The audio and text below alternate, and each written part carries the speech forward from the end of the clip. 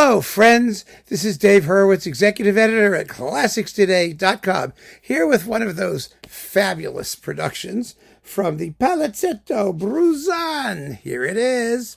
The works of Théodore Dubois, 1837 to 1924. Sacred music and symphonic music and chamber music. 3 discs in one of these beautiful books. These productions are amazing. Usually the quality of the performances is excellent. Not always. I mean, the operas sometimes have some issues because operas always have issues, don't they? But in orchestral and chamber music, we're usually in really good shape. And here we have some sacred music too.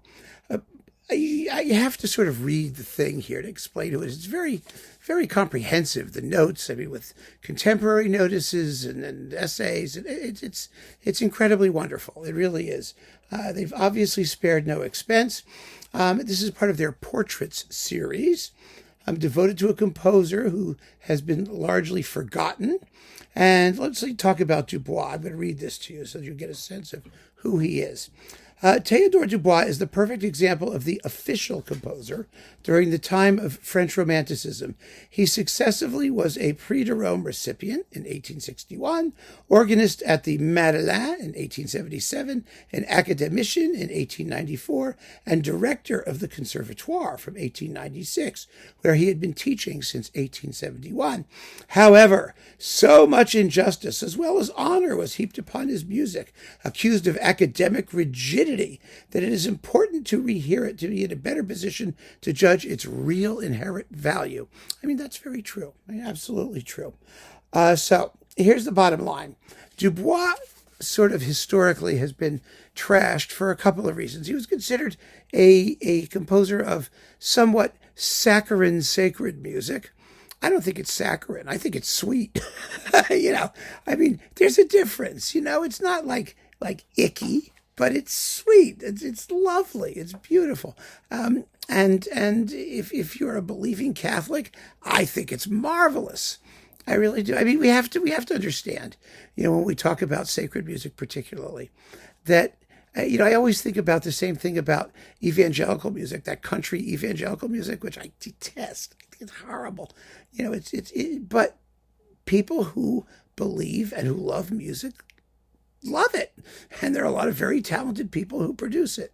So I am more than willing to take a back seat to the believers in this case and say, hey, it's your thing. Is it great classical music? Well, that we listen and we decide. And then we know. It's really very simple. So anyway, we'll get to that in a minute. But the real reason that Dubois is sort of shat upon by his history is because as director of the Conservatoire, he hated Ravel. And he hated Ravel so much that he rigged the Prix de Rome competition, where you have to write a boring cantata to get sent to Rome to write more boring cantatas, so that Ravel would never win. And when that came out, it caused a big scandal because Paris, it's the Conservatoire, it's Paris. I mean, if you don't have a big scandal, you're not in Paris. Right? That's what they do there. But anyway, that caused a lot of ill feeling. And of course, Ravel turned out to be a super genius. And Dubois turned out not. I mean, at least as far as we know. So that's what happened. But in the meantime, let me tell you what's in here. And we can take it from there. First, I'll get the track listing. There are 2 symphonies in here, actually. The track listing's in the back, right? Yes, that's how they do this. Okay, yay! There we go. First is Symphony Number 2, and it's a lovely work. I mean, really, he was a conservative. I think it was symphonically, in some respects. In other respects, he wasn't. He was forward in his use of the orchestra. I mean, he uses harps and celestas and things like that. This was past the point where there was hysteria at the use of the English horn and the Franc D minor. It's a modern symphony sonically, his symphonies, generally speaking, but they are in conservative forms, and they're lovely. They're just lovely. You listen to it, and you'll enjoy it. Then we have the Piano Sonata in A minor, which is really a good work. His chamber music and works for small forces are very, very well done, beautifully structured, and expressively potent, and they're really It's good music, solid music.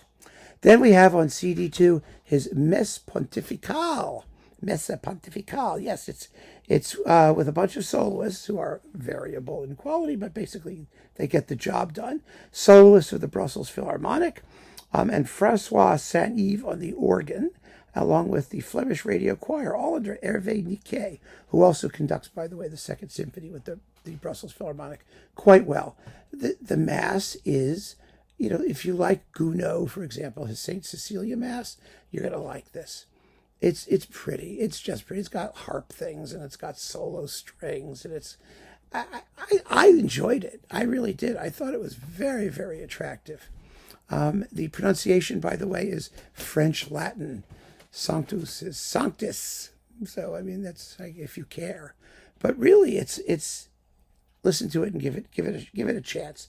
You also get a Panis Angelicus and O Salutaris and Ave Verum and a bunch of other, short little, organ and choral and psalm things and whatnot. All delightful, and it's all liturgically appropriate, and that's what mattered back then, right? Do you want to hear it again? Well, give it a shot. He did some imposing choral work, by the way. He did his 7 Last Words of the Savior on the Cross. He also did Paradise Lost. We'll talk some more about some of his choral music at some point, because it's very, very well written, and whether you think it's academic or not, well, that's or sappy, that's up to you. Then CD3 has his Symphonie Française in Fa minor, in F minor. Rather interesting. This is a lovely work, and it's performed by Les Siècles under the late unlamented Francois Xavier Roth. He'll be back at some point once he lives down the shame of his sexual peccadillos. Anyway, this is a delightful piece. It has interesting celesta passages. The scherzo is marvelous. Beautiful work. Lovely work. Deserves to be revived and heard and performed. And I know you'll enjoy it. And then lastly, his Piano Quartet. It's a violin, viola, cello, and piano. Another excellent chamber work with the Quatuor Giardini.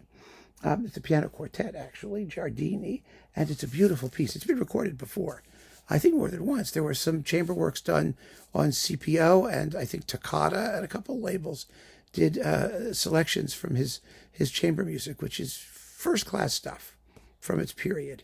So, there you have it. I mean, this is just a really brief overview. Like I said, these sets are great. They're reasonably priced. They are worth getting for everybody who's interested in unusual repertoire. And Dubois may not have been the greatest genius out there, maybe not, but he was a pro, a real pro, and his music is sincere. I really don't hear any posing or posturing in this music. I think it expresses whatever he wanted to express. And whether it moves you, well, that's going to be a question about any new composer that you hear. Give it a shot. Thank you for joining me, and keep on listening. Take care.